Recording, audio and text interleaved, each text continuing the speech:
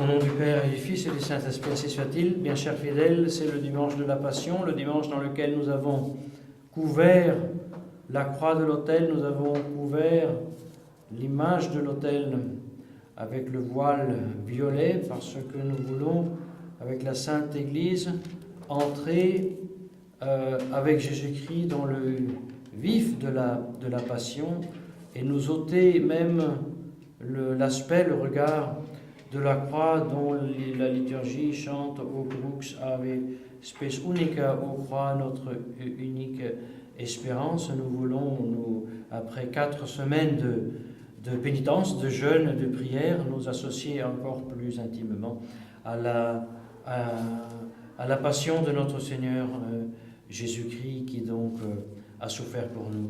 Et en faisant cela, nous contemplons les textes de la liturgie audierne et nous sommes frappés par les paroles et la réponse que notre Seigneur Jésus-Christ donne aux pharisiens, aux scribes qui l'accusent d'être samaritain et d'être possédé par le démon. Lui qui, en toute condescendance, accepte d'être insulté de cette façon et même répond qui de vous me convaincra du péché, comme s'il était nécessaire de discuter et d'examiner si Jésus-Christ avait un péché ou non. Mais il a voulu, en condescendance, se montrer tel. Mais à la fin, pour leur bien, et certainement dans la plus vive charité, lui, il était la charité, le désir de les changer, de les convertir, eh bien, il leur lance une sentence terrible, une sentence presque sans appel. Qui est de Dieu, écoute la parole de Dieu. Et c'est pour cela que vous ne l'écoutez pas, parce que vous n'êtes pas de Dieu. Mais considérons à qui ces paroles sont adressées. Ces paroles sont adressées au magistère, pour ainsi dire infaillible, de l'Ancien Testament, pour ainsi dire l'Église de l'Ancien Testament, les dépositaires fidèles de la loi, de la révélation. Eh bien, ils se sentent dire, vous n'êtes pas de Dieu. Clair que ceci est un écho anticipé des paroles que le catholique aujourd'hui est malheureusement bien obligé de lancer aux occupants au Vatican qui abusent des places d'autorité de l'Église catholique. Vous n'êtes pas de Dieu. Pourquoi vous n'êtes pas de Dieu? Non pas parce que vous ne mettez pas en pratique la parole de Dieu comme les pharisiens, mais même vous l'avez simplement changé. C'est très grave tout ça. Et Saint Grégoire commente ces paroles en disant « Si donc celui qui est de Dieu entend la parole de Dieu et celui qui n'est pas de Dieu ne peut pas l'entendre, chacun de nous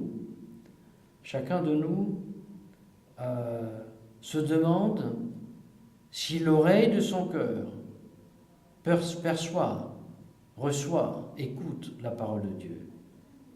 Et il saura à qui il appartient. » Et voilà donc les critères qu'il donne pour examiner notre cœur, pour savoir si nous sommes de Dieu ou si nous ne le sommes pas. Et on peut ne pas être de Dieu, même en professant la parole de Dieu, en la connaissant bien et même en la défendant. On peut ne pas être de Dieu. Les pharisiens, ils connaissaient très bien la parole de Dieu. Ils connaissaient très bien la loi. Ils savaient tout sur le Messie. Et ils n'étaient pas de Dieu. À la différence de l'Église conciliaire, elle n'est pas de Dieu et aujourd'hui peut-être elle ne connaît même plus la parole de Dieu. En tout cas, elle en professe une autre parole de Dieu, un autre évangile. Elle professe un autre Dieu, un autre Christ. Mais de cela plus tard. Dit Saint Grégoire, la vérité ordonne, commande de désirer la patrie céleste et de calpester les désirs de la chair. Fuir la gloire du monde, ne pas désirer les choses d'autrui et de donner avec générosité de son propre, c'est-à-dire faire aumône. Chacun de nous s'examine donc sur ces choses pour savoir s'il est de Dieu et pour savoir s'il est fortement frappé par la parole de Dieu, si son oreille du cœur est fortement frappée par la parole de Dieu. Parce qu'il y en a qui, même avec les oreilles du corps, n'en veulent pas savoir de la parole de Dieu. Puis il y a d'autres qui écoutent la parole de Dieu, mais sans avoir aucun désir dans l'âme de le mettre en pratique. Et puis il y a d'autres qui l'écoutent, la parole de Dieu, et non seulement ils l'écoutent avec goût, tellement à en être même ému jusqu'aux larmes. Mais au moment de la tentation, au moment que l'émotion est passée, il retourne au péché. Et ajoute le Saint-Pape, tous ceux ne sont pas de Dieu. Tous ceux-là ne sont pas de Dieu. C'est très grave et pour nous très important. Parce que même si nous sommes encore une fois touchés, émus par la vérité, par la parole de Dieu, et nous savons quel sentiment de liberté intérieure, de transport, de pureté même, on perçoit quand on est ému et touché par la vérité de Dieu. Eh bien, non pas pour autant, on est de Dieu, on est fils de Dieu, parce qu'on ne met pas en pratique la parole de Dieu, parce qu'on n'est pas généreux dans l'aumône, parce qu'on désire les choses des autres, parce qu'on recherche la gloire du monde, et parce qu'on transige avec les désirs de la chair.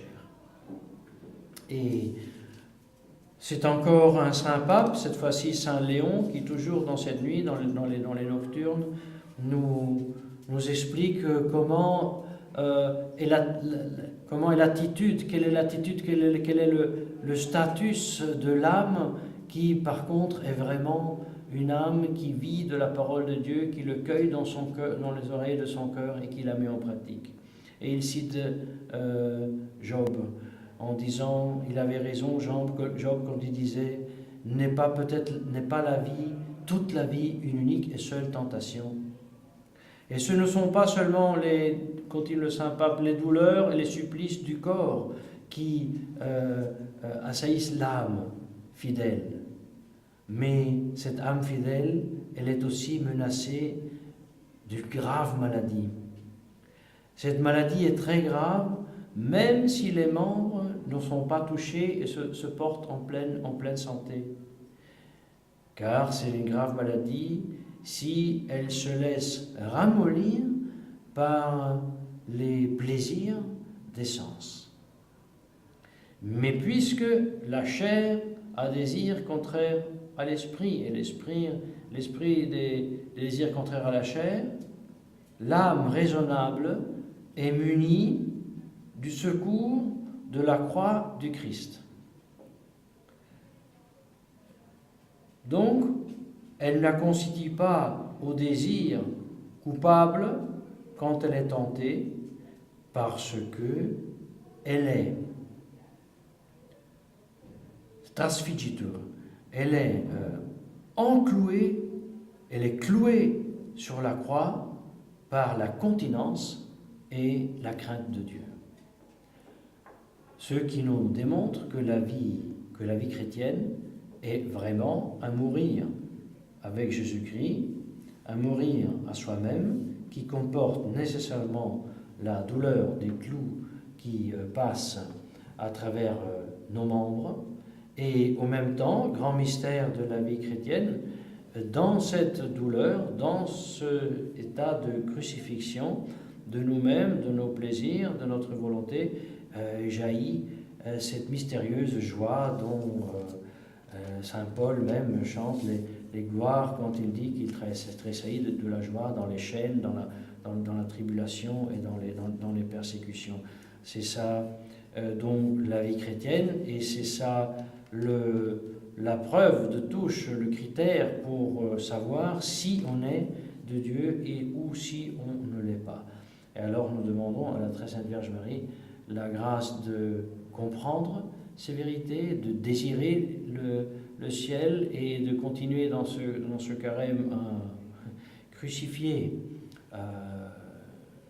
les plaisirs de la chair, le désir de la gloire du monde, la jalousie, le désir du bien d'autrui, et de pratiquer aussi l'aumône pour être donc trouvé fidèle et régénéré au jour de la fête de la Sainte Pâque, et de nous trouver aussi tels au moment de la glorieuse résurrection des corps. Au nom du Père, et du Fils et du Saint-Esprit, ainsi soit-il.